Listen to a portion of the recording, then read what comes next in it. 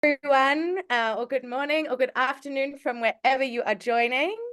I am going to give it a couple more minutes just as people come in. I'm Bluen from South African Jews for a Free Palestine, but just in the meantime to say welcome, will be a couple more minutes as people are joining, but we should be ready to start in 2 minutes. Thank you all.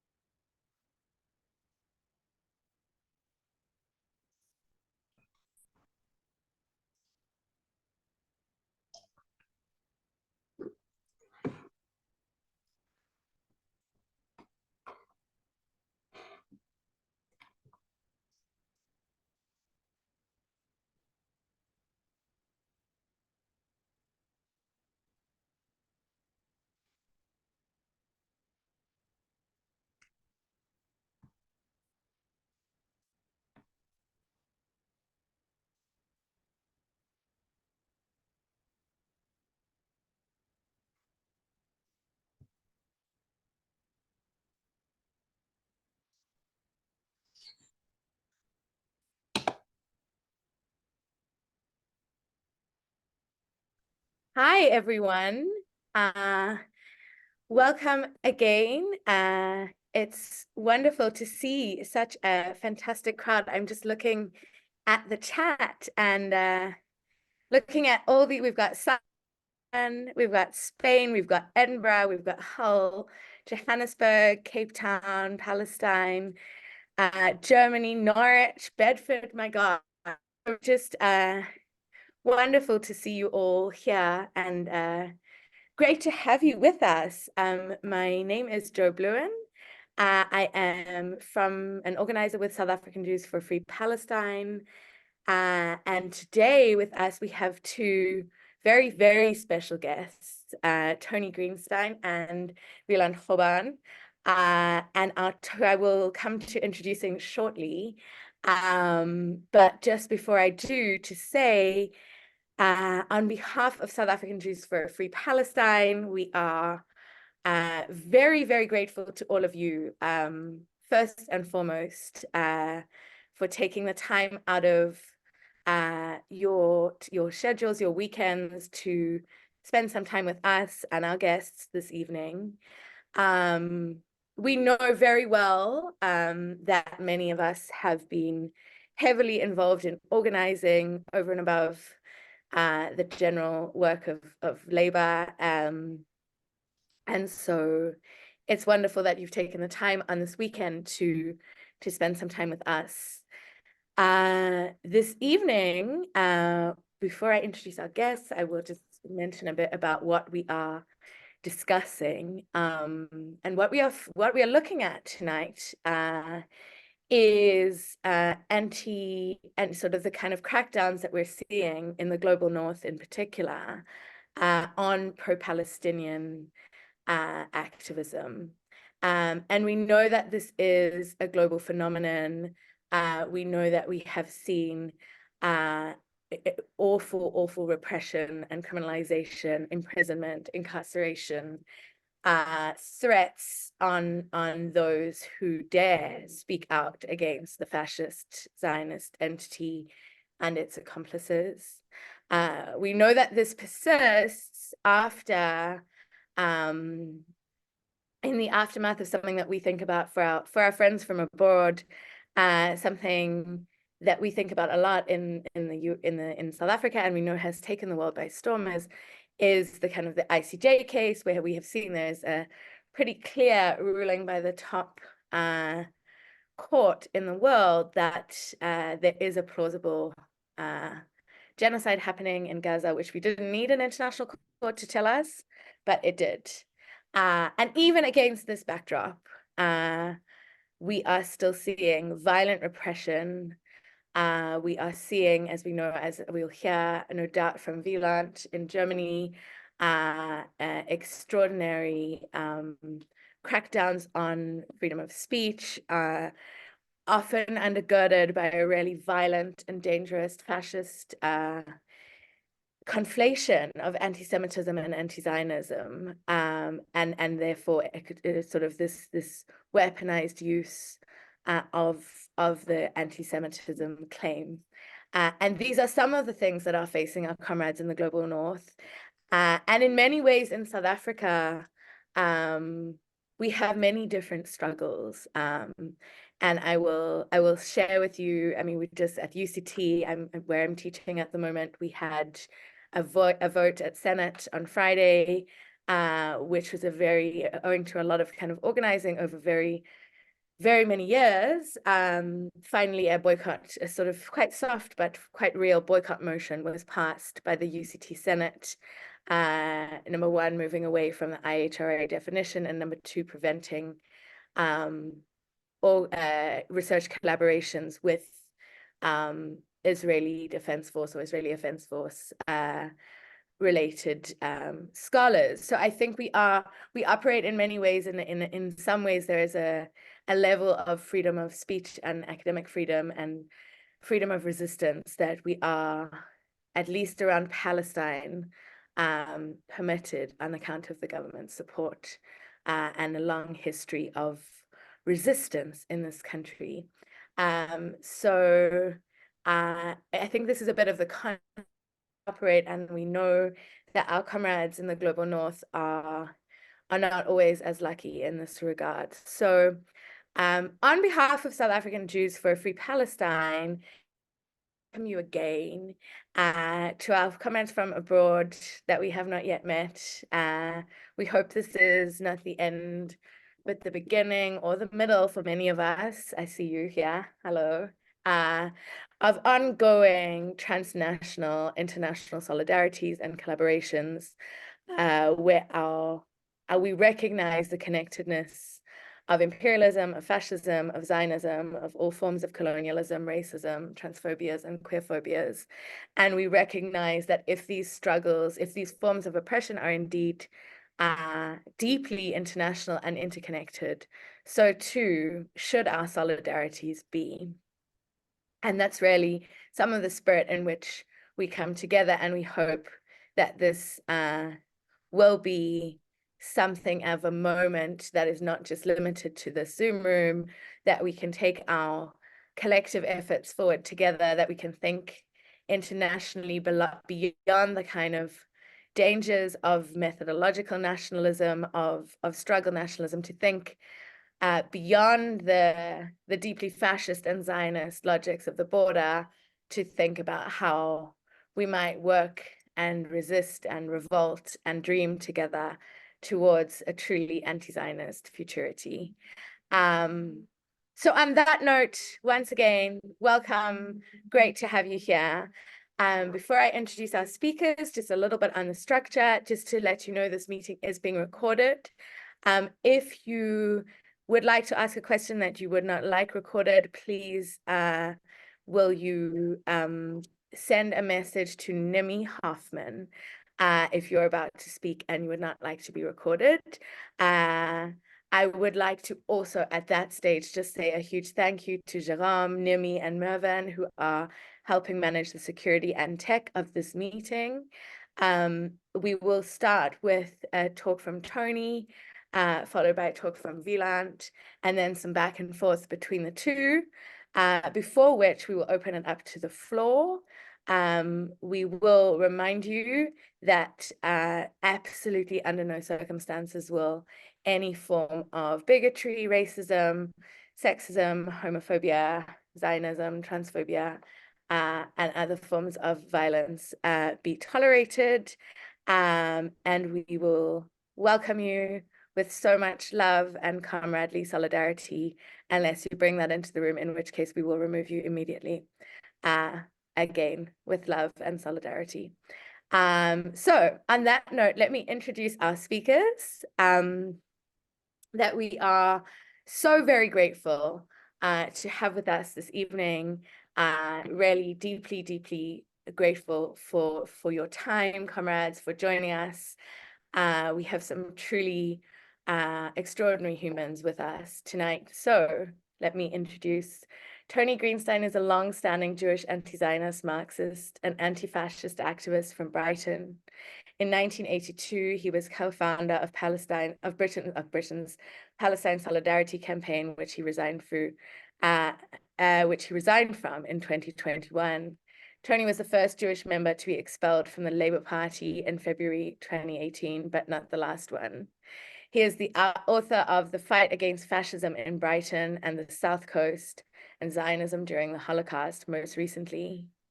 He has written extensively on Palestine and Zionism for, amongst others, The Guardian's Comment is Free, The Electronic Intifada, Mondoweiss, Al Jazeera, the Journal of Holy Land Studies, the Tribune, and the Weekly Worker.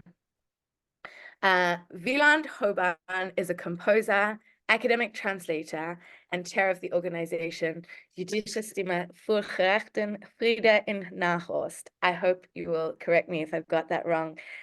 Jewish Voice for Just Peace in the Middle East.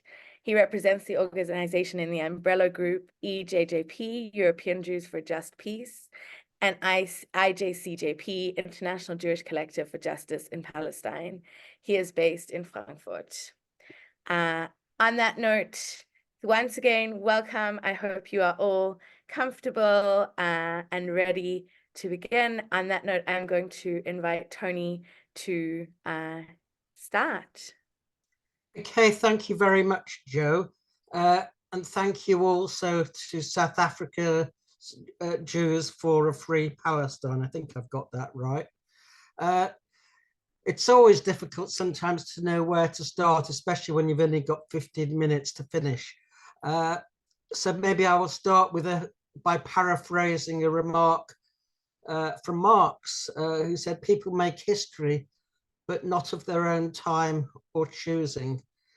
And it's always difficult to know when you're an actor in struggles, where in history you are, what the period is. But I think I would be right to say that we are in an age of reaction and repression, certainly in Europe. And with imperialism on the rampage, we've seen really, I think, the collapse of the international legal architecture. For example, the European Convention on Human Rights, the right to freedom of speech, the right to express yourself, the rights of to hold an opinion, even the freedom of assembly. All of those things were demolished when 2,500 German police last week attacked the Palestinian Congress in Berlin. It's as if the European Convention really did not exist. And we've seen, of course, the growth of what have been called the illiberal democracies. That was coined by Viktor Orban, the anti-Semitic Prime Minister of Hungary and best friend of Netanyahu. But really that has spread the concept of the illiberal democracy, which is a contradiction in terms, of course, throughout the European continents. And I speak on my own behalf because, as was pointed out, I am under a 9-month prison sentence, suspended for 2 years. I was arrested just before Christmas by the anti-terror police in Britain. And the reason, I was woken at 7 o'clock in the morning. I'd only just gone to bed, in fact, so I was pretty sleepy.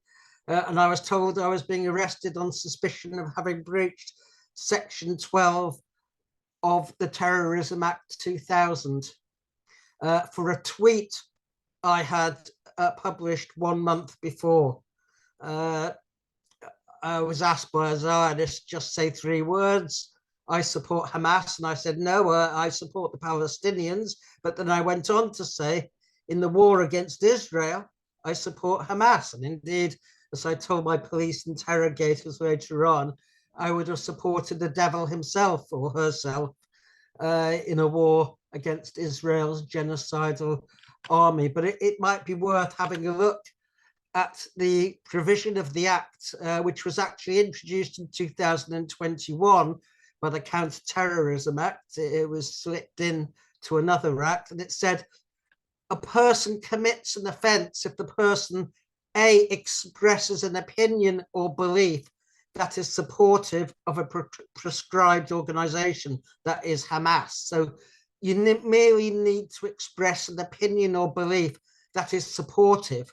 So it could be true, it could be objectively true, it could be factually true, but nonetheless it could be deemed to be supportive. And this is a police state law, no less. And there's a second limb, and in doing so is reckless as to whether the person to whom the expression is directed will be encouraged to support a prescribed organization. Because in Britain in 2021, Hamas was prescribed been since 2001, but as a political organization. And if you think, for those here who are from Britain, although the IRA was prescribed and outlawed in a sense, Sinn Féin, the political wing of the IRA, was never outlawed and is today the majority party in the north of Ireland and may well be in the south of Ireland too. So, I mean, the very freedom of expression, the freedom of speech, your right to even hold an opinion, still less give expression to it, is being questioned. And if I had time, I would go into the police witness statement that was produced for an interim hearing a few days ago. But as I said, this is really part of the phenomena of the illiberal democracies. And we see it in Germany in particular. The German politicians express their belief that support for the Israeli state and for Zionism is part of their national identity, in a sense. And I have to say this firstly, and I think it's really important to stress it. Zionism is not a Jewish phenomena. It never has been. The origins of Zionism lie in dispensationalist and then evangelical Christianity, not Jews.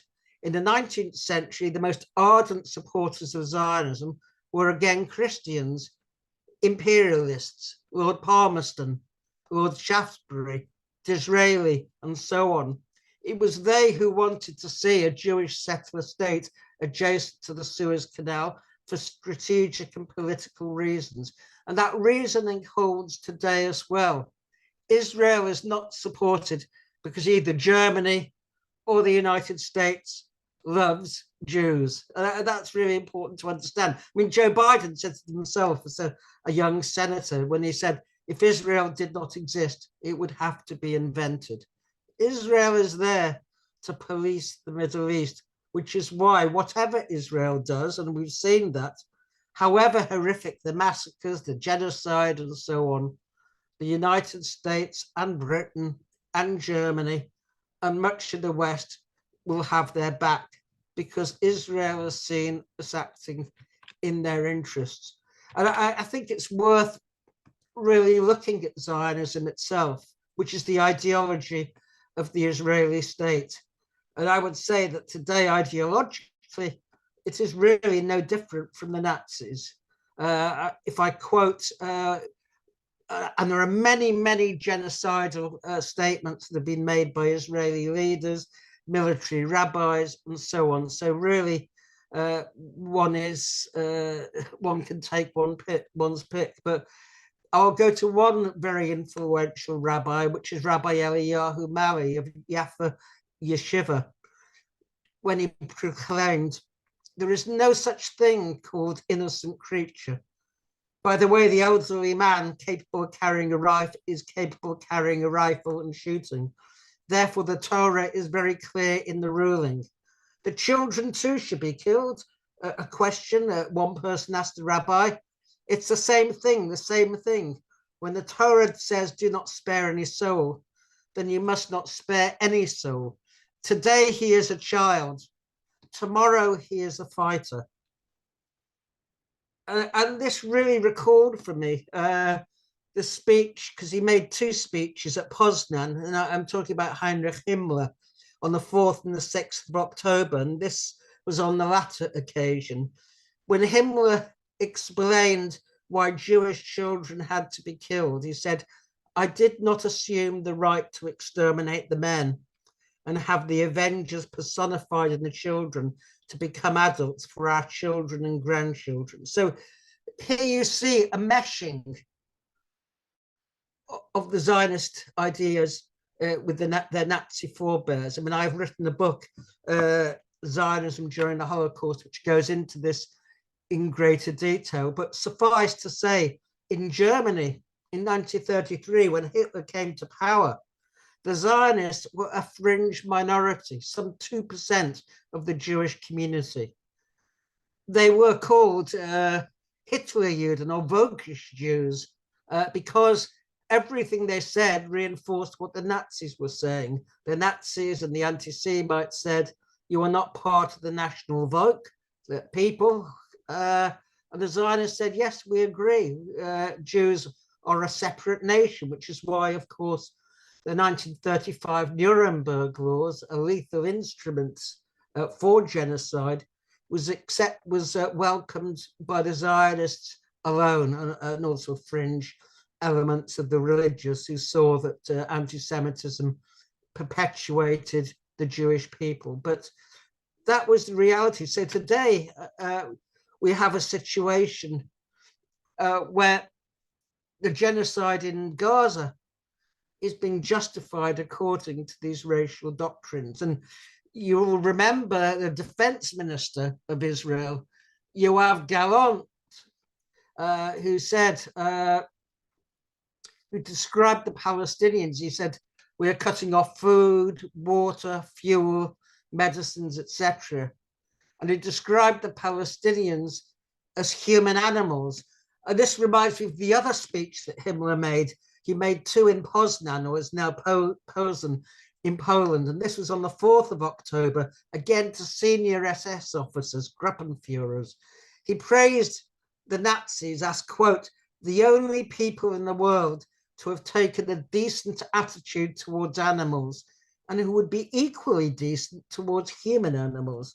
So you really see a convergence of that kind of ideology, that Nazi, that racist ideology. And I think people should understand, because of course the Zionists pretend that the Nazis were a phenomenon which was unique almost in the world, that there was no explanation of it. They were demonic, in the words of Yehuda Bohr, who is probably the chief Zionist Holocaust historian. But in fact, the Nazis, unfortunately, took their inspiration from much of the West. I mean, Hitler in Mein Kampf praised eugenics in America, where sterilization, compulsory sterilization, was the order of the day in about 30 states for women who were described as enfeebled. So what happened with the Nazis was, as I say, a continuation. And indeed, during the war, I mean, this is a sidetrack, but if Hitler killed 6 million Jews and many millions of others, Russians, prisoners of wars, etc., then we should not forget that Winston Churchill killed between 2 and 3 million Indians in Bengal in the famine, which was deliberately engineered by the British. So we live in a Western capitalist society which is inherently genocidal when it needs to be, and has been during the era of imperialism. And we see with Zionism today that it's moved from ethnic cleansing to genocide, very much like the Nazis again. The Nazis, when they came to power, did not have in their program the murder of Jews. They wanted to get rid of them, and actually up to 1941, Jews could leave. The final solution began in 1941 with the Einsatz group, and who followed in the wake of the German army into Russia with Operation Barbarossa. Or you could argue it began early in 1939, October, with the murder of the handicapped and the disabled. But ethnic cleansing, when it cannot be carried out, leads to genocide. And that's what we're seeing in Gaza today. As Israel finds it difficult to ethnically cleanse Gaza, so it's engaged in mass murder sprees. We've seen the attack on Al-Shifa Hospital, a barbarity by any stretch of the imagination. Eugene Levy described the last days of Budapest, and he described one of the blackest deeds of the Arrow Cross, the fascists, the Hungarian Nazis, who'd taken control of the Hungarian state when Admiral Horthy was removed. And he described 2 Jewish hospitals where the Arrow Cross had entered, and they butchered 96 doctors, nurses, and patients.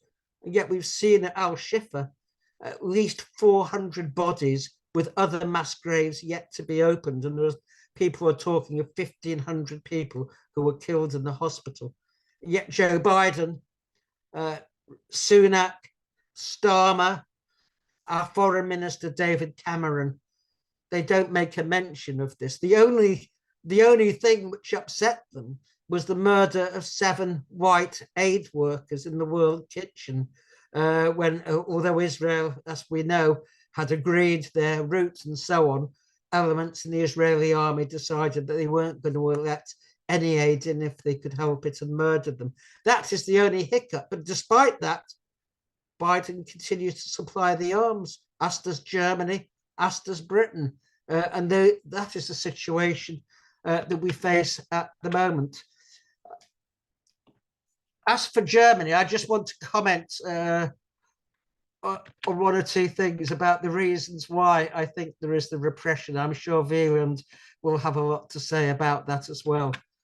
Because the usual excuse that is given is that the German state is so racked by guilt over the Holocaust that it feels it incumbent upon itself to defend Israel, which it sees as the collective Jew, the Jew personified.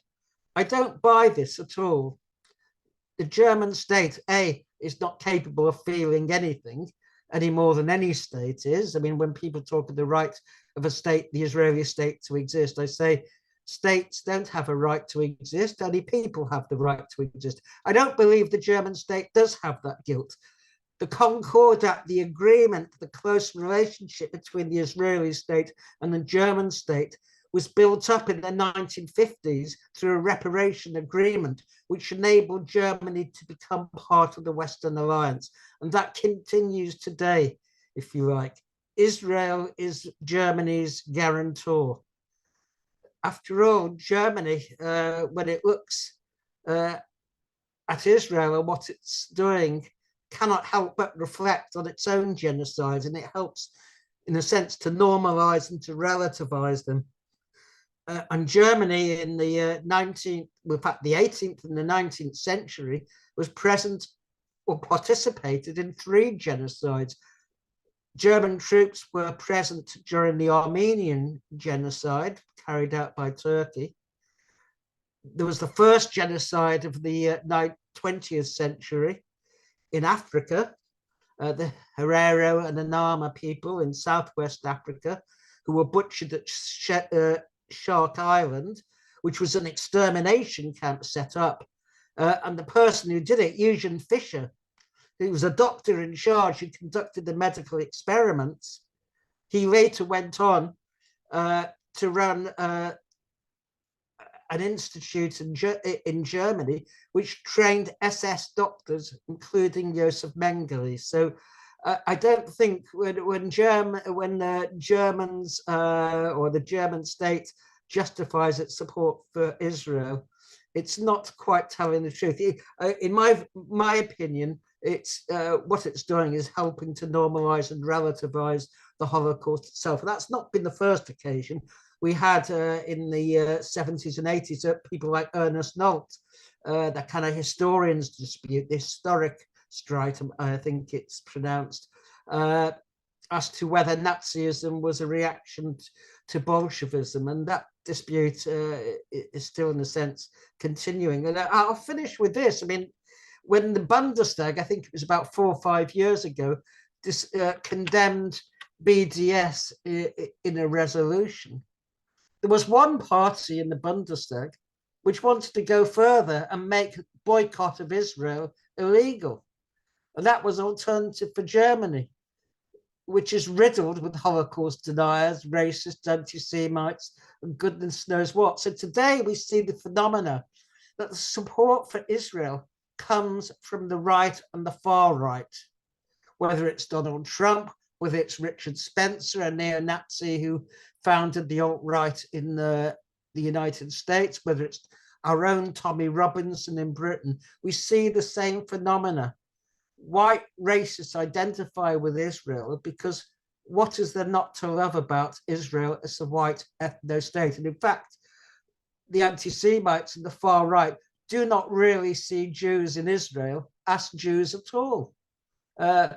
They see them in very much the same way as some of the more, if you like, enlightened Nazis saw them, as the new Jews, because the Zionist enterprise was about jettisoning the diaspora Jew and creating the new Jew. And in 1933, Baron, what's his name? It slips my mind. The head of the Gestapo's Jewish section with his wife went on a voyage with a member of the Zionist executive in Germany, Karl Tuchler, and his wife, Mildenstein is his name, sorry. And they spent 6 months in Jewish Palestine on kibbutzim. And he came back and wrote a series of articles in Goebbels' paper De Angriff, because they were enamored that Jews had reattached themselves to the soil, the blood and soil version of Zionism. And this is really what it's about. And so we must not be fooled. And I wasn't surprised, and I'll finish on this. I watched a video, an interview last night with a member of the German Jewish organization, when he said that 1/3 of the Palestine protesters who'd been arrested in Germany are Jewish. It doesn't surprise me. And he also described the anti-Semitic abuse he had because he was wearing a kippah. So I think we have to, if you like, wake up and realize what it is that we are dealing with today. Thank you very much. Thank you so much, Tony. Everyone can unmute and clap if you want, if that's possible. Or maybe that's, but I'm clapping. Thank you so much. Sorry, you can't unmute because only we can unmute you. We have that. Sorry, that was false hopes. That was fascinating. Clapping. There we go. Thank you, Tony. Thank you so much for that. I think so much there that certainly we discuss internally in SAJFP and in our movements and hear a lot, and just to hear your stories and to think also about the kind of exceptional lengths gone to exceptionalize the Holocaust in broader perspective, the conflations of Judaism and Zionism, the Bengal famine on a kind of historical political journey. Thank you, thank you, thank you. I'm conscious of time, so I'm now going to hand over to Wieland to please speak to us for 15 minutes. Thank you so much. Well, thank you very much for this invitation and this opportunity to speak. First of all, I should say that I think the German state scored a massive own goal and actually did the Palestine movement a favor by banning the Congress, because they achieved a level of, I think, publicity and international attention for the Congress that it probably wouldn't have had if it hadn't been disrupted in this way. And really, Germany embarrassed itself on a global scale and showed how its cover story of self-righteous morality is in fact concealing, and sometimes not really concealing anymore, very authoritarian tendencies. And the issue of repression in the Palestine solidarity movement in Germany is not something new. It reached perhaps its most spectacular manifestation last weekend. But this is a tendency that's been evident for a while. It's been, before October the 7th, it was often beneath the surface. There would be various cancelling of invitations, or sometimes jobs also, or publications. These were things that were often visible to insiders, but not really in the public domain, in the public awareness. And one step that it took, one step further into a kind of visibility, was in 2022, when the Berlin Senate banned some demonstrations commemorating the Nakba. And then 2023, on the same occasion, namely Nakba demonstrations, also banned several, before allowing one, which then it also violently disrupted at the very end, when it had actually been ended already. And so the behavior of the police in Berlin, I should add that Berlin is at a somewhat different level in terms of repression than other parts of the country. This is something that's not consistent. Cities can vary greatly. But that was when the system in Berlin started showing a particularly thuggish face. And what's become very clear since the 7th of October in Germany is that the German tradition of combining barbarism and bureaucracy is very much alive and well, because we've been witnessing how an entire system of legal harassment and pseudo justification has developed, whereby many people get charged, or they initially will get reported for something because of a slogan that they chanted, or maybe a sign that they held up, something they said in a speech, and accused of hate speech or incitement, as they call it in Germany. And that most of the time the state is not operating actually on any solid legal basis, but it's really using this supposed legal foundation just as a means of intimidation and harassment. And I'd say that while this most egregious level, and also at street level, the most violent and barbaric kind of intimidation is found in Berlin, this trend of bureaucratic harassment is something that's evident throughout the country. Something that maybe differs from city to city is how effectively one can resist that. For example, in Frankfurt, there have been several cases where demonstrations that were registered for Palestine were banned at quite short notice, but then following a legal challenge, the bans were overturned because the administrative court ruled that there was no legal justification for it. But then there have also been some bizarre and contradictory legal situations. For example, one, you might say, a battleground throughout Germany is the slogan, "From the river to the sea, Palestine will be free." Obviously, it's in various countries that's become a source of controversy. And in Germany, there's a strange situation whereby in the law, there is a paragraph stating that it's potentially illegal, depending on the context. So if it is written or spoken in a context which suggests violence, then it's illegal. It's treated as incitement to violence. But if there's nothing to suggest a particularly violent intent, then it's acceptable. So there's an ambiguity. And obviously this leaves room for an abuse of that ambiguity by the authorities. So depending on what you say, we all know that words can be twisted and are being twisted by many states in the context of Palestine. So so this is quite often arbitrary.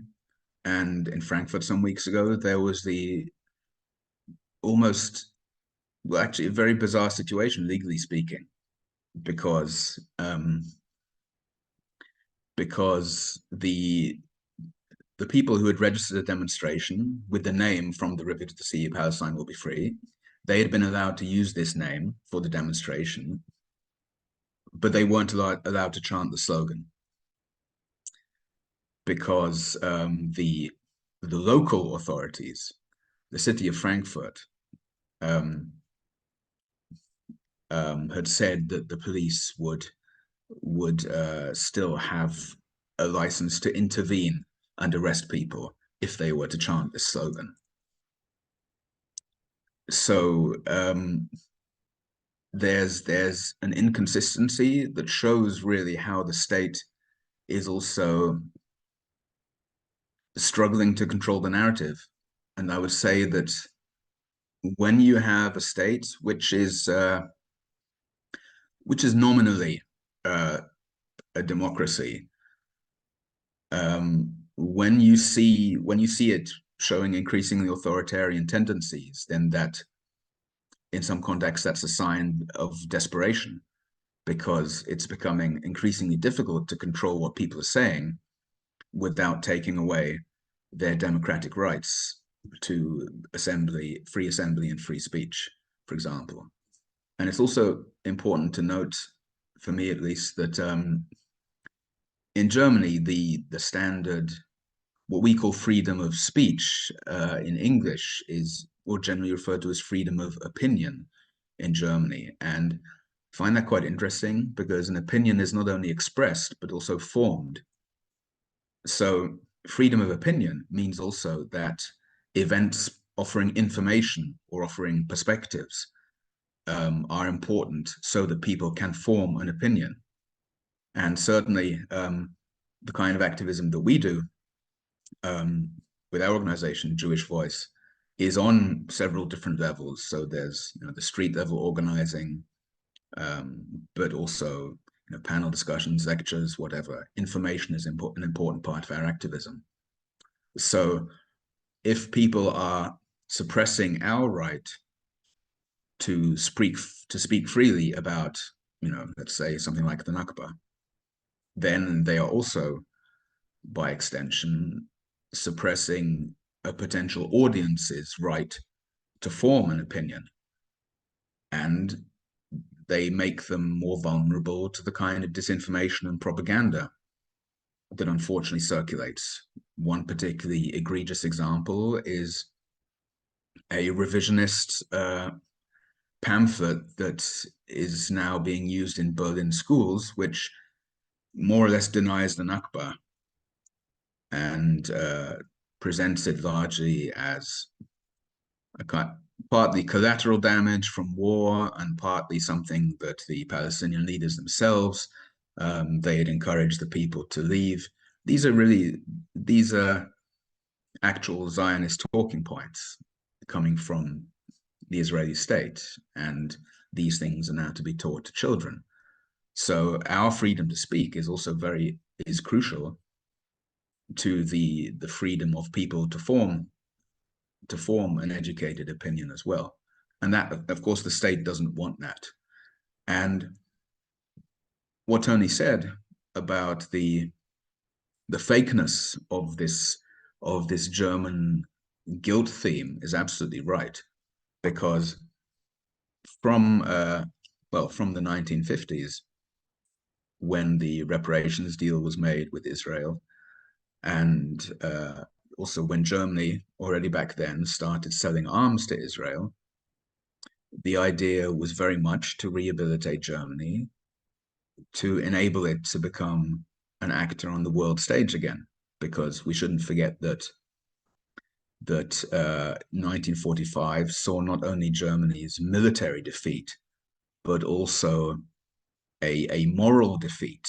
And actually, Germany had a pariah status. It was, people in Europe were disgusted at the Holocaust, and Germans could hardly go abroad without being called Nazis. So this was clearly not just a matter of losing a war. This was a matter of how Germany is perceived and whether it will ever have international legitimacy again.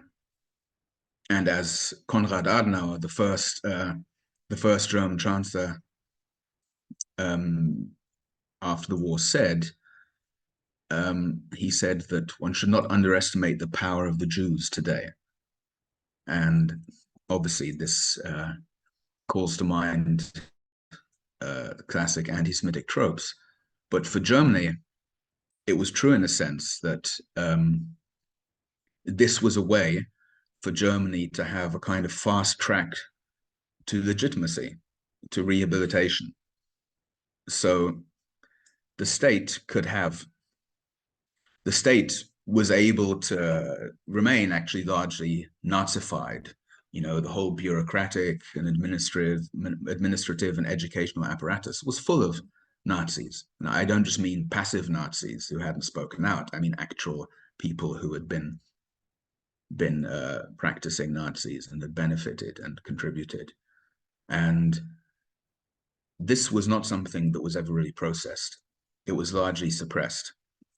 And in the 80s, there was a shift from suppressing Nazi guilt to actually embracing it in a very ostentatious way.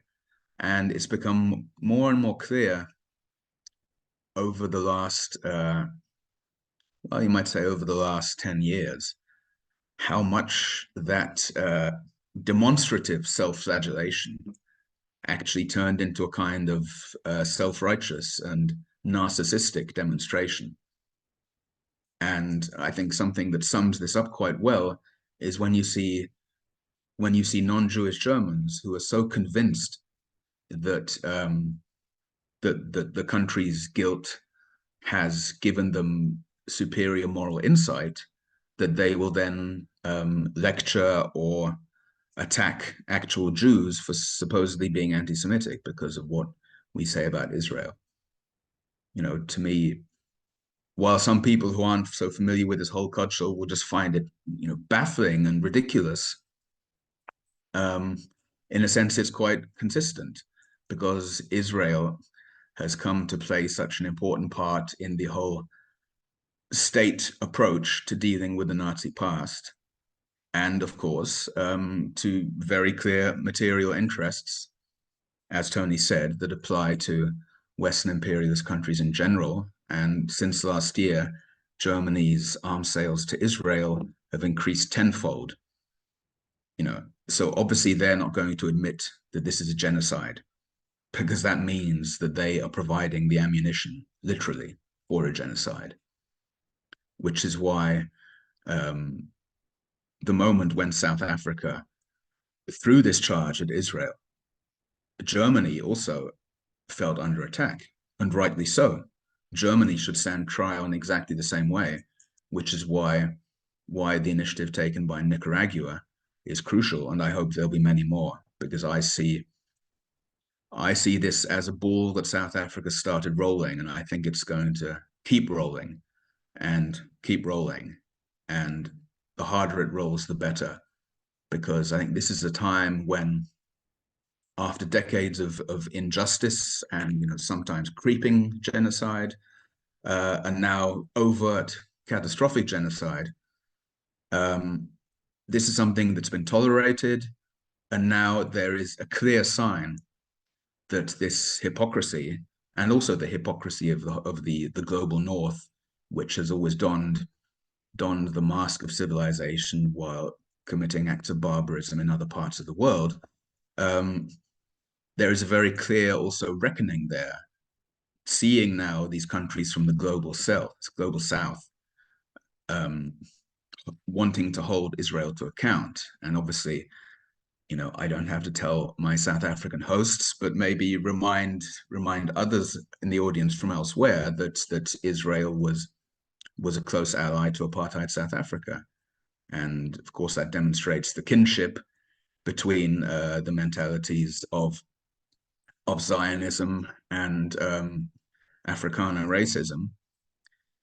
And there was something to me so poetically just about seeing Black lawyers who would have been the victims of the apartheid supported by Israel now holding Israel accountable for its acts.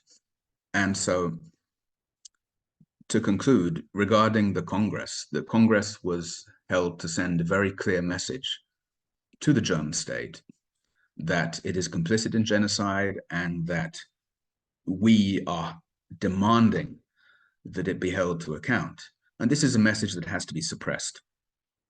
And that is that is an issue of the world stage. That's not an issue of personal guilt feelings, which, you find to an extent in German society. But at the state level, this is very much about defending Germany's imperial legitimacy, and the necessity of Israel as an arm of or as an element in Germany's imperial ambitions. So I think I've used up the time, so I'll stop for now. Thank you. Thank you so much, Wieland. So much to learn there. And I think, again, these concepts that anti-colonial thinkers have been telling us for a long time around the continuities of the Nazi Holocaust and the German colonial project that you've both spoken about. Can we have a round of applause on your screens for our comrades who have bravely and wonderfully spoken to us today. Before we turn to you all, I'm sure there's much to discuss. I wanted to ask Tony and Wieland to just sort of maybe pick up on some of the things that have come up in the continuities between them, and also just I guess a couple of things that I wanted to kind of add to this conversation from this context is, this you've brought in the first German genocide in the shape of in Namibia, then Southwest Africa, and the genocide over Nama. We think about that a lot from the South African context, just to our northern border, thinking about this in terms of the kind of conflations of anti-Semitism and Zionism, anti-Zionism, and also obviously placing this in the context of the broader struggle for freedom in Palestine, and how, the repression and arrests that we are seeing on the daily for coming out in Palestine itself. And so to admire your bravery, thank you for being here, and invite you to pick up on points from each other for a couple of minutes before we turn to the audience. What order should we take? Should I respond to Tony first? Or Tony, you can respond. Shall we have Tony first? We can say maybe about, whatever works for you. I think, Tony, you're on mute. I mean, if I pick up really on the last point she made, which is about South Africa, of course, Israel was the best friend of South Africa. It allegedly gave it or helped it develop a nuclear device. In 1973, the Prime Minister of South Africa, John Vorster, visited Israel. Vorster was a member of the Afrikaner, I think it was Broderbond, I'm not very good at pronunciations, but he was interned by the British for his support for Nazi Germany. And there's no evidence that he ever changed his mind on those things, because he was one of the foremost exponents of apartheid, and a pretty vicious person he was too. But he was welcomed to Israel. It was under the Yitzhak Rabin government, not Menachem Begin. And of course, like all diplomatic visitors to Israel, he was given a tour around Yad Vashem, which is, I call it the Holocaust Propaganda Museum in Jerusalem. It doesn't say a word about the genocide in Gaza. It draws no universal lessons from the Holocaust, Yad Vashem, but if you like, turns the narrative of the Holocaust into a Zionist narrative, namely that the Holocaust is unique. It cannot be compared with any other genocides, and it occurred not because of the societies in which Jews lived, but simply because Jews were exceptional. Jews were always hated because they were Jews, or maybe because they were living in other people's countries, that the diaspora needed to be wound up. So yes, I mean, I found that very interesting.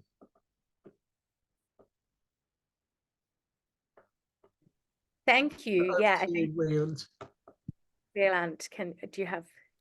Yeah, something that it was also quite important what Tony was saying about the intersections of Zionist activities and actual Nazi activities in the 30s. I mean, the most famous example is the Haavara Agreement.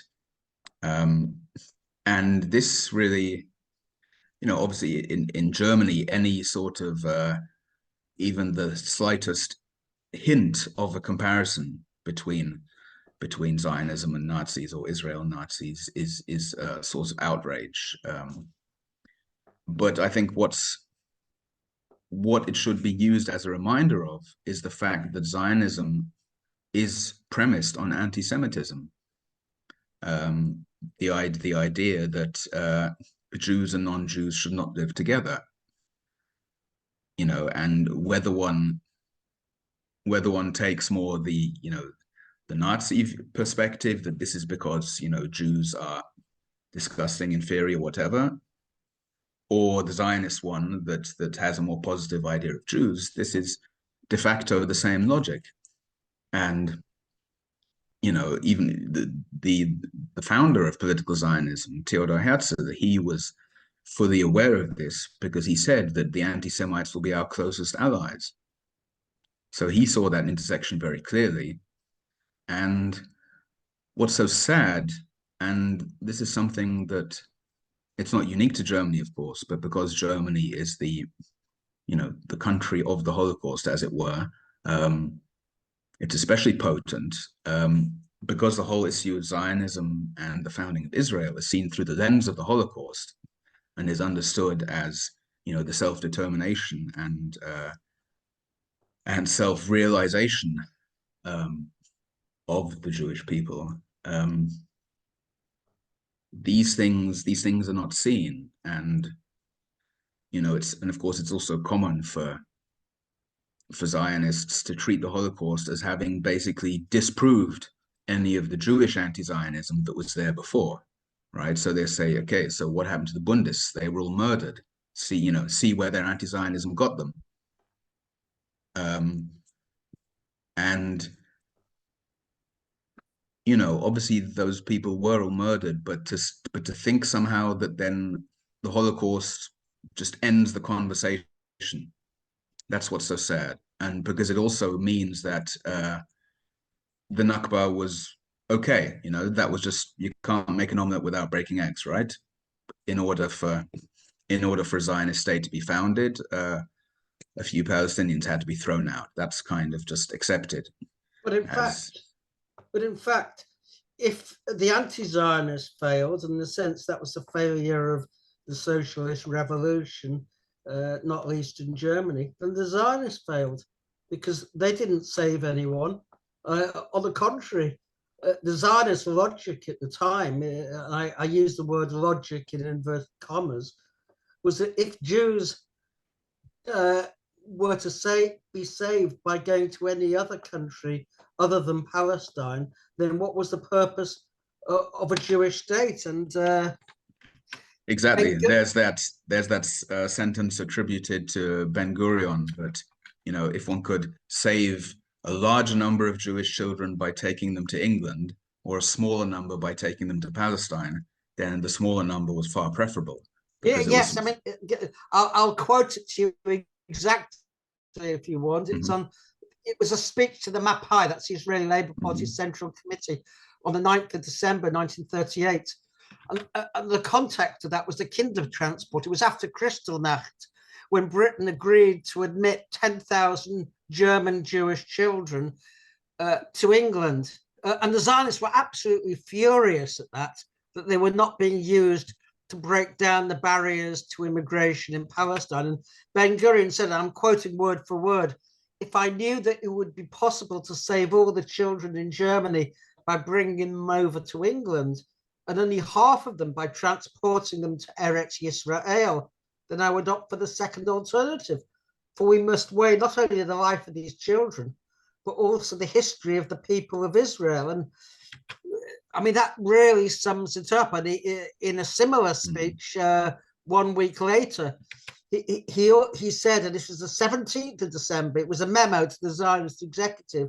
He said, if the Jews are faced with the choice between the refugee problem and rescuing Jews from concentration camps on the one hand, and aid for the National Museum in Palestine on the other, the Jewish sense of pity will prevail, and our people's entire strength will be directed to aid for the refugees in the various countries. Zionism will vanish from the agenda, and indeed not only world public opinion in England and America, but also from Jewish public opinion. We are risking Zionism's very existence if we allow the refugee problem to be separated from the Palestine problem. And this was exactly their attitude, that a refuge, saving Jews, if it wasn't to Palestine, was absolutely no point. It was a danger to Zionism itself. I say Zionism was really a racial preservation project to perpetuate the Jewish nation race. The idea that Israel was going to be a refuge for Jews is so much nonsense. It's very sad that this phrase in German it's Schutzraum, so protective space. To me, that always smacks of a kind of nature reserve. But this phrase is still used completely unironically by people who are saying, who are sort of offended by the principle of anti-Zionism because they say that Jews need a protective space in Palestine, and they don't even see the the illogical exceptionalism of this. The idea that Jews should be something so incompatible and exceptional that they have to have this special reservation for themselves. Not only that, but the only neo-Nazi regime which came to power post-war was the Argentinian junta between 1976 and 83. About 30,000 people were murdered, tortured to death in essence. Of them, up to 12.5% were Jewish, even though Jews are less than 1% of the Argentinian population. Israel not only refused to speak out about their anti-Semitism, it turned down requests for visas if the junta said they were subversives. So the idea that Israel is a refuge for Jews is simply not on, because if the regime is anti-Semitic, it's going to be a reactionary pro-imperialist regime that Israel will do business with, and it did. It sold billions of dollars of arms to the junta and trained their army at the same time as they were killing and murdering Jews. So, I mean, again, this is another myth. But if we look at, say, Eastern Europe during the Second World War, the most vicious states, the most anti-Semitic states, were the Christian ethno-nationalist states. Romania, where Hans Frank, the Nazi governor of Poland, said we practice surgery, they practiced butchery. Even the Nazis were revolted. Or Croatia, which had its own extermination camp. Or Slovakia, which was the first state to deport the Jews to Auschwitz. And Poland we know of as well. So the ethno-nationalist states must be inherently racist. And the same with the Jewish state. If you're not Jewish, then you're automatically an untermenschen. And that is exactly, of course, what's happened with Palestinians in the Israeli state. Never mind those in Gaza and the West Bank. Comrades, I'm going to intercept this very fascinating conversation and say thank you again for so much richness. And I'd like at this point to say once again thank you to you, and to open up to the floor, the Zoom floor, the dance floor, and to say if anyone has any questions, please either raise your hands or place them into the chat. And And yeah, please keep your questions as short as possible or as concise as possible, because we have about 25 minutes and we want to have a rich discussion. So please let me know, alert us. Are there, I'm just looking in the chat here. Flag, oh, thank you. Okay, so I'm going to read out this question from Sunny. I don't expect the German state to change its position. So my question is to the speakers: what role can Germany, NGOs and civil society play in the solidarity movement, seeing that laws there make solidarity almost impossible? Should we answer directly? Yeah, I think you should answer.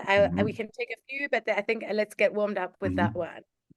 I think it's a great, thank you. Well, something I forgot to mention in my input was that the majority of German society does not actually support this staunch pro-Israel line, and at the last polling, about 69% of Germans think that what Israel is doing in Gaza is wrong, and another 12% don't know. So that makes 81% who are not supporting what the German government is doing.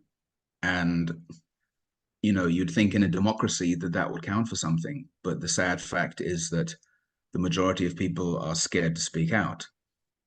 And obviously this is, you know, it's an obstacle to mass mobilization.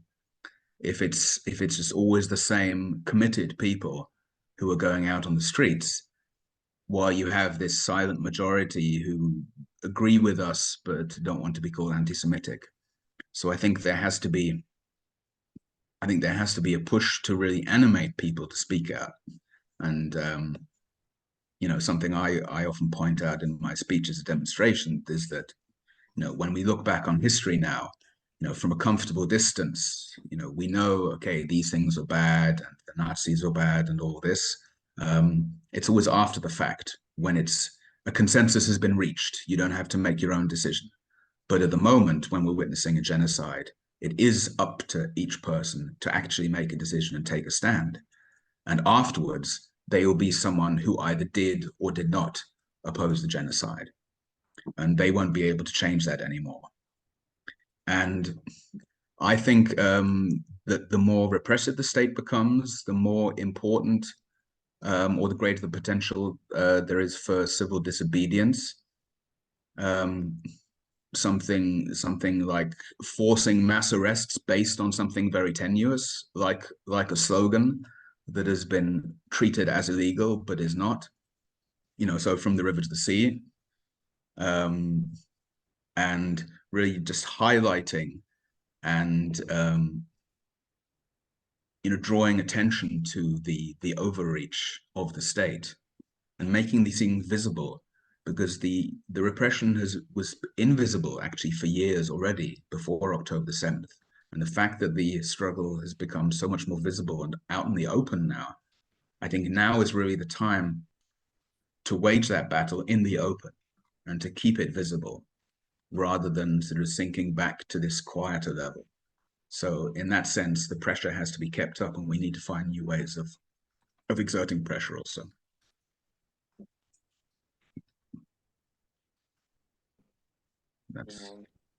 It's okay, that's fine. Let's take the next question.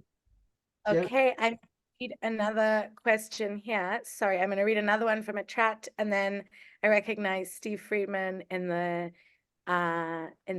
audience, but I'm going to read from the chat first. Sorry, I'm just trying to find this last question. Okay. Following the previous conversation, I'd love to hear the contextualization of the position of Starmer and the Labour Party on anti-Semitism. Maybe I should go first for this one. Well, Keir Starmer is a servant of the British state. It's extremely unfortunate in the 4 years interlude when Jeremy Corbyn was leader that he put Starmer in a pivotal position, because Starmer, I say, is responsible, in my view and many others, for the imprisonment of Julian Assange, amongst other things. He's an extremely illiberal person, and you really couldn't put a piece of paper between him and Rishi Sunak, the Prime Minister. He supported all the counter-terrorism legislation, public order acts, and so on and so forth. So the context of that is that Starmer is wedded to the idea. I mean, Britain in the post-war period tried at first in the Middle East to go it alone, and it came a cropper with the Suez War when America engineered a run on the pound, and Britain was forced to withdraw from Suez after Nasser had nationalised the Suez Canal. Ever since then, the British foreign policy has been to follow my leader, which is that of the United States. So whatever the United States says, Britain will say. And you saw that with Blair going into Iraq after George Bush had decided he was going to invade. British leaders don't have an independent foreign policy. There's no ethical foreign policy. And that is Starmer. He will follow the United States wherever it goes. And if America supports Israel wholeheartedly, so will he. So when he was asked a question, is it compatible with human rights to deprive people in Gaza of food and water? He said yes. But such was the reaction, he then tried to row back and pretend he hadn't said it. But the man is widely detested, even in the Labour Party. Joe, you're muted. Okay, thank you, Tony. Thank you for that. I'm going to ask one more question from the chat, which I saw I had missed. So I'm trying to ask them in the order they come in. From Patrick Bond, speaker's thoughts on one state, not two-state advocacy. Who wants to go first? Okay, my answer would be, I guess, quite short in this context. You know, if the question is about two states, you know, what states are those supposed to be? You know, the so-called two-state solution doesn't offer Palestinians anything meaningful. It offers them 22% of historic Palestine, and they're 50 or maybe even 51% of the total population. So its very premise is entirely unjust. You know, even far worse than the partition plan of 1947, which was already also unjust. So in that sense, you know, it's not an option that, I mean, one tends to talk about whether it's practicable given the whole settlement situation, but I think one has to point out also how ethically wrong it is. Yeah, I mean, I agree with that entirely. As far as I'm concerned, two states is an apartheid solution, because if you have two states, then you have Israel as a Jewish apartheid state. And that would inevitably mean that the Palestinian state would not be a state in practice. And I don't think it will come about, incidentally, but if it was, it would be something like the Palestinian Authority is now, which is an extremely repressive state, and not something that Palestinians would want to live in. The obvious solution is a solution in South Africa, which is a unitary democratic secular state, which belongs to no people in particular. It belongs to its own citizens. I mean, when Netanyahu says Israel is a state not of its own citizens, but its Jewish citizens, we have to say that we want to see a state which is of its own citizens, and to go beyond what South Africa does, and also end economic apartheid as well as the political apartheid. I think that's very important. But two states is a neo-imperialist solution. But the Israeli cabinet will not agree, or government won't agree to that either, because they want everything. Zionism is a land without a people for a people without a land. It's not for 90% or 80% of the land. Indeed, if Israel were to ethnically cleanse the West Bank and establish its border for all time with Jordan, then sooner or later it would find a security pretext to go into Jordan. There would be something that flared up, and then it would continue. I mean, this is, don't forget, the biblical land of Israel isn't Israel's borders. Israel's never set its borders. It's Well, up do you to the remember that time? Do you remember that time when Finance Minister Smotrich gave a speech? I think it was in Paris, and at the rostrum he had this almost kind of flag showing a map of Israel that included Jordan. yeah, yeah. Well, that was a traditional demand of the revisionist Zionists. The East Bank, West Bank is ours, and the East Bank too. So I mean, yes, I mean, there's plenty of room to expand if they can get the settlers. Thank you so much for these rich responses. What I'm going to do now, I'm conscious of the time. So I've got Stephen Friedman, and I've got 3 questions in the chat that I'm going to read.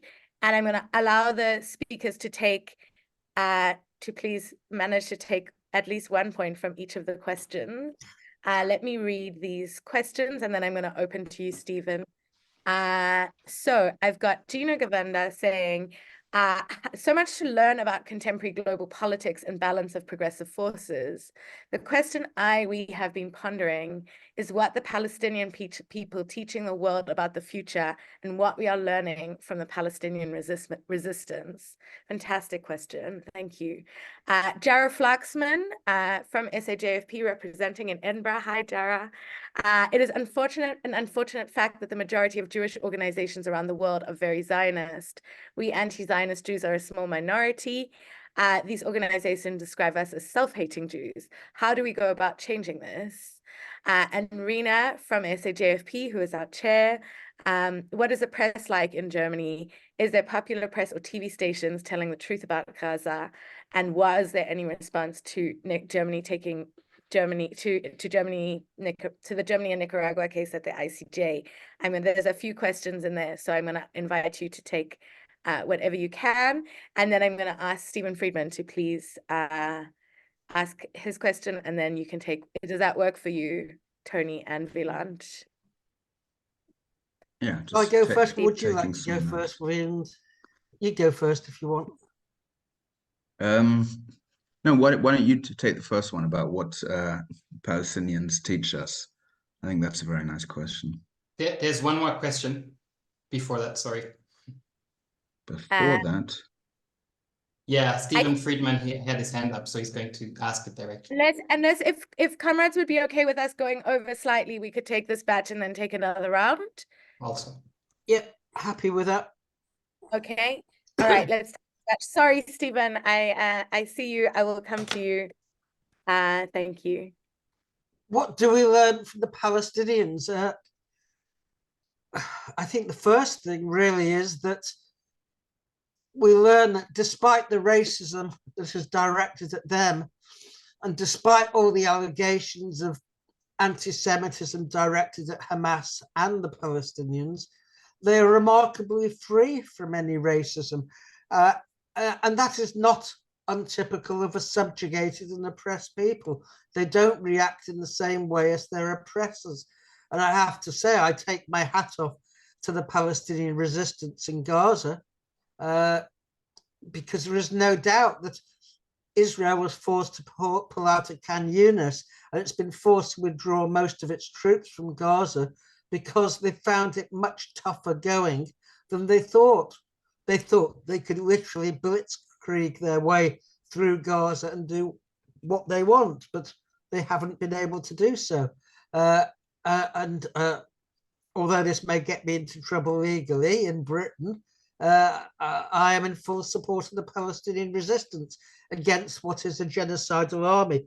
As regards the second point about anti-Zionist Jews being a small minority, look, when I became an anti-Zionist as a teenager, 16, and that's over half a century ago, believe it or not, I was literally in the minority of one in my community in Liverpool. Today, there are thousands of people, young people, who are anti-Zionists. You have anti-Zionist Jewish organizations like JVP in the United States. 40% of young people in the United States say Israel is an apartheid state.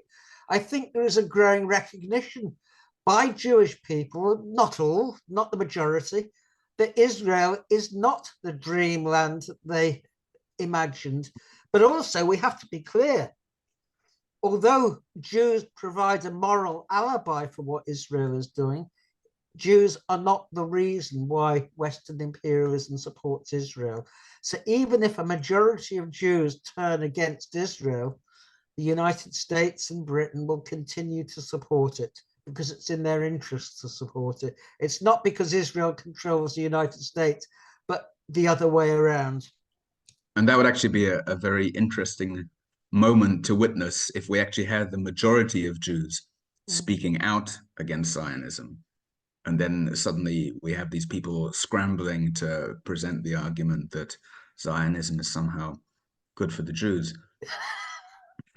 But yeah, I mean, this argument of people like us not being representative, just being a sort of fringe minority, you find this everywhere. You know, whether it's the UK or Germany, where the main Jewish institutions have a very Zionist position, and maybe they try to ignore anti-Zionists, but when they can't, then they defame us. And since October the 7th, we've had a massive increase in our membership because more and more Jews in Germany from, I mean, of a variety of nationalities and backgrounds. We're a very international organization. They have reached a kind of breaking point where even many who weren't at all involved in activism before just feel, okay, I have to do something because my identity is being so egregiously abused to justify things that are worse than they've ever been before in Gaza. And so there's an element also of taking back control of the narrative. And this idea that, you know, an organization like the Central Council of Jews, which is much like the Board of Deputies in the UK, that they somehow can speak for all Jews. And, you know, the louder we become, I think the clearer it will become that they're just a sort of ossified bureaucratic relic that has no political relevance. So there are, you know, I think there are still many more Jews in Germany who agree with us, who will still be coming to our side as well. And the more noise we make, without, I should add, without ever speaking over Palestinians, that's something we, you know, there can be a risk if one is really doing activism specifically as Jewish activists. That's why it's very important to us to be allies and to work with Palestinian organizations as well. And where we have a slight advantage over them in this racist system, to use that advantage also to open the door wider for them to get in. And yeah, I would really second what Tony said also about their resilience to racism, and actually that I think that they just as a minority understand actual anti-Semitism far better than the white majority in you know, in a country like Germany or the UK does. So I see them as natural allies in that sense in a bigger struggle against racism and bigotry in general. Thank you for that. And I think I'll just share from our side to that. I mean, we've seen so much, you know, South Africa is known to have one of the more Zionist communities globally. And as SAJFP, we have just increasingly seen people coming to us, even within this deeply conservative community, either joining us properly or reaching out quietly, sort of saying, I'm worried about being ostracized from my family, my community, my job. But there is, if not a critical mass, a growing deep antipathy towards Israel, and indeed a recognition of the failures of Jews and of many people. I'm going to open now. I'm going to ask finally, Stephen Friedman, please can you ask your question? I've been having some Jewish guilt. You're on mute at the moment.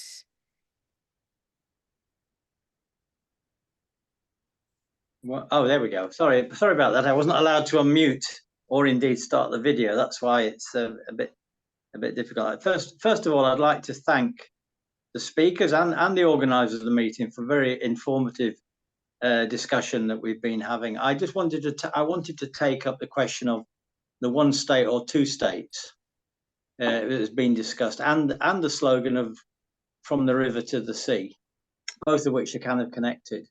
I mean, the two-state solution is very important, shall we say, because virtually every country in the world seems to be taking up the question of two states. The United Nations, the UK, the British Labour Party, the trade union movement. I'm in favour of one state myself. I think I agree with the arguments being made against it. But we can have the idea of one state being one state and two nations. You could have the idea of a federal republic of Israel and Palestine, one state, two nations. That is to recognise there are two nations in that space, and there can be a solution between them. Now, if you imagine that the slogan "from the river to the sea" could be a Zionist or a Palestinian nationalist slogan. "From the river to the sea, Palestine will be free" could be seen as a Palestinian nationalist slogan. But why wouldn't there be "from the river to the sea, the Israeli people and the Palestinian people can be free"? Free from what? Free from Zionism. So you could have an anti-Zionist slogan against the way in which Israel dominates that area. So I really wanted to put in some thinking for the idea that you could have a one-state solution that recognized the existence of two nations in that territory from the river to the sea. I'll finish there.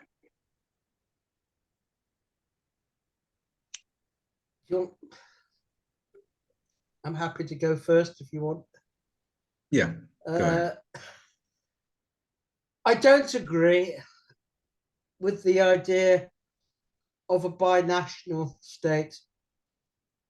I mean, that was, in fact, a minority of Zionists represented by people like Martin Buber, Judah Magnus, did articulate that at the very beginning, before the Israeli state was established, and that was firmly rejected by the vast majority of the Zionist movement.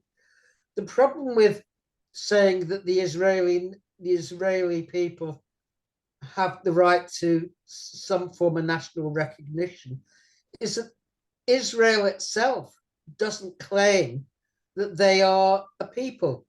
The Zionist idea is that the Israeli Jews form part of a larger peoplehood, namely the Jewish nation, and Israeli Jews are just a subset.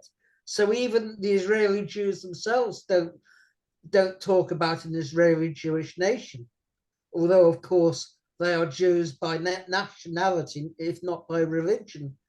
So I don't accept that. But moving on from that, I asked myself, what is the main defining feature of this so-called Israeli nation?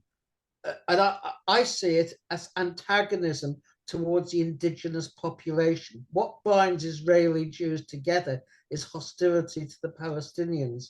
Remove the Palestinians and they would fall upon themselves. And to an extent, we saw that before October the 7th with the massive demonstrations, you know, because they were saying Netanyahu was launching a judicial coup d'etat. They weren't very interested in the Palestine question at all. But I have no doubt that if for example, the Palestinians were ethnically cleansed and there was a pure Jewish state, there would be a civil war before very long, as I think occurred in the ancient between Judah and Israel sometime before BC, as it were. So no, I don't. I do think it has to be a secular democratic state in which there is one nationality, one Palestinian nationality. And there were Jewish Palestinians before the Zionists came. I mean, Jews were living in perfect peace and harmony. Jerusalem was majority Jewish by the middle of the 19th century. And they resented Zionism. They opposed Zionism. The old Yeshiv, Chaim Weizmann used to call them. So I think binationalism would actually cement divisions, and that's why I'm opposed to it. Yeah, and let's not forget also the various levels of ethnic conflict within Israeli Jewish society as well. You know, because Jews that, you know, came from Iraq, Syria, Egypt, etc., because they don't call themselves Arab Jews, because in Israeli terminology that's a contradiction.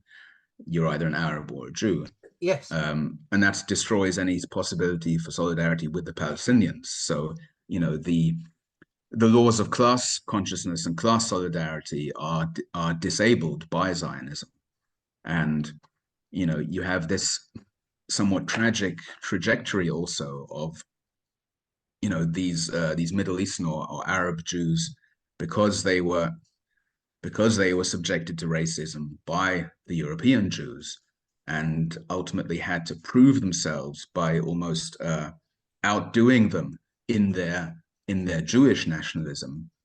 This then led to much of that society becoming very right-wing, very nationalist, and so now there's this intra-Jewish war that, as Tony said, was visible before October, where you have this ultra-nationalist and religious right, where a large part has this Mizrahi background, and then these so-called liberal Ashkenazi groups who still cling to the idea of a democracy without actually living in one. And there was a question about media in Germany in terms of whether they allow a different opinion to be heard. And it would be wrong to say that there is no space at all for dissenting voices, but they'll only tolerate a certain amount.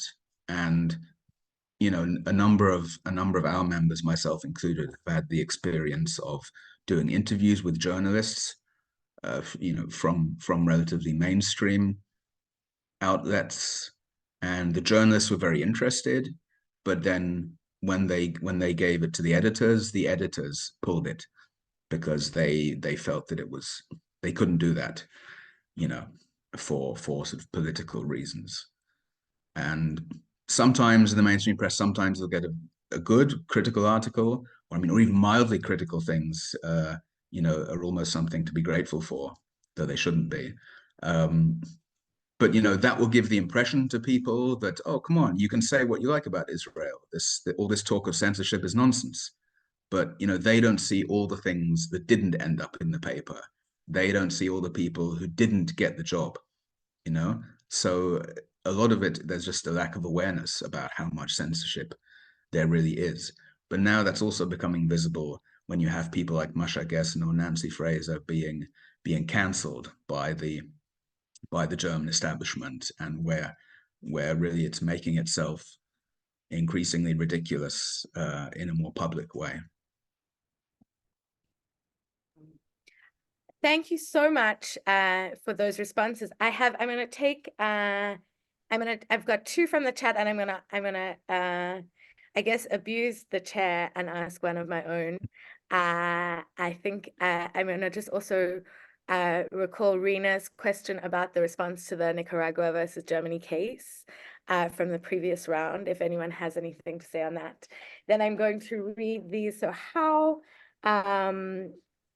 what would the implication for Israel be of Palestine joining BRICS? Oh, sorry, I didn't hear that. What would the implication for Israel be of Palestine joining BRICS? Oh, right, yeah. How do we put an end to the system whereby the privileged make decisions for the many? No biggie. And then I guess the question I wanted to kind of ask is just to kind of bring through some of the themes that we've heard around these interconnected struggles, around the kind of reflections and refractions between the oppression happening on speech and action and resistance within Palestine and abroad. I guess, what does it take to be the bravest we can be in the most transnational, connected solidarity kind of way we can be in this particular moment? Sorry, I stood, you was there, didn't hear. There we go. Okay, thank you. Wieland, you can go first. this time. Well, there were several questions that were sort of rolled into one there, Joe. Could you just remind me what the first part of that was? So we've got of all of the questions, or the Well, just what you were saying just now. I mean, there was you mentioned the issue of Nicaragua. There was the thing about what's the brave Nicaragua. thing. And then, so first question was, what would the implications be of Palestine joining BRICS? Oh, right.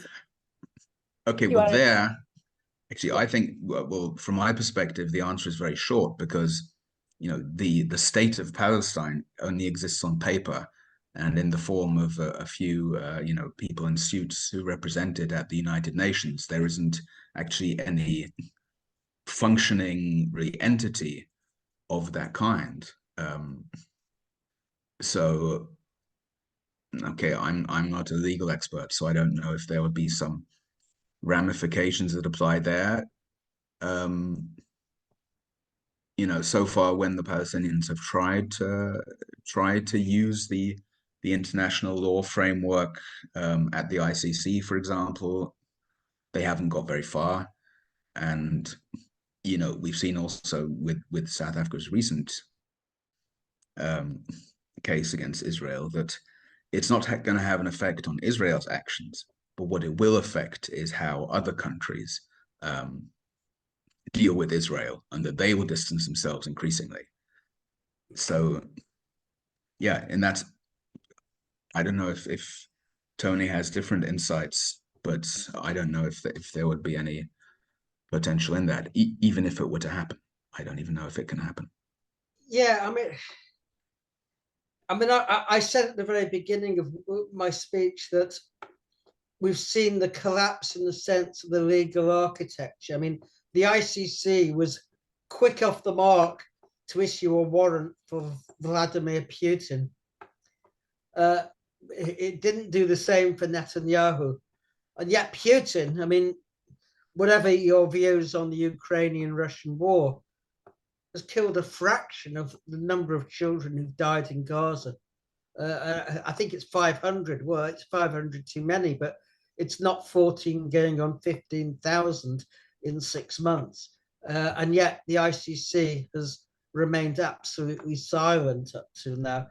I mean, the ICJ was a more important decision, and it certainly was a moral victory for them to say that it was plausible genocide. But even they shrank back from issuing orders. And of course, the effect in Israel has been zero in practice, and that's what counts. So I don't hold out a great deal of hope, because the reality is that unless the United States agrees with the ICJ, then nothing much will happen. We saw, in fact, immediately after the decision was taken, the United States, Britain, Germany, and so on cut off support for UNRWA. In other words, they joined Israel in starving the Palestinians of Gaza. I mean, can you think of a more amoral decision? Even if Israel's allegations, which were evidence-free, were true, that would not have been a reason to justify what they did, but they did it almost as a rebuke to the court, a challenge to them. As regards the other questions, I don't know a great deal about Nicaragua's intervention, but obviously I support it. I think Namibia had a much stronger moral case because it was the victim of the first genocide by Germany in Shark Island and elsewhere against the Herero and Anama people. And for Germany, of all people, to support the genocide in Gaza, I really think takes the biscuit. As far as BRICS is concerned, I don't hold out any hopes, because it includes states like India, which are rapidly becoming much like apartheid Israel, with the Hindutva and the racism towards Kashmir and Muslim people and so on, and other members. So I don't put my faith in the kind of bourgeoisie of the global south particularly, any more than I would see that Mahmoud Abbas is anything other than a quizzling regime in Ramallah. This state of Palestine is a fiction, of course, because there is no state of Palestine, and you can declare it, but what's happening in Nablus and Jenin will continue the bloodletting. So I think we need to deal with really reality. But as for the question, what does it take to be the bravest? Well, I just think we each need to be able to do what we can do and to speak out. I'm reminded of the book or the booklet by Raoul Hilberg, the greatest Holocaust historian, about perpetrators, victims, and bystanders. And I think it's important that people are not bystanders to what is happening, that there is a moral imperative to have your voice heard loud and clear at this time.